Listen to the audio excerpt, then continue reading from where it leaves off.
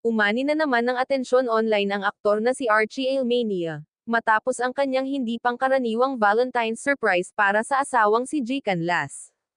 Sa halip na tradisyonal na bouquet, wreath na karaniwang nakikita sa burol ang hawak ng aktor habang inaawit ang "Hindi kita malilimutan", na madalas ginagamit sa mga lamay at libing dahil sa mensahe nitong walang hanggang pagmamahal at hindi pag-iwan.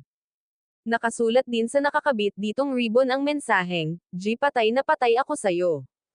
Kamailan naging palaisipan sa netizens kung talaga nga bang naghiwalay na si Archie at si G, matapos ibunyag ni G ang isang makahulugang birthday post kung saan tinawag niya ang sarili na solo parent, kaya't agad umugang ang espekulasyon tungkol sa estado ng kanilang relasyon.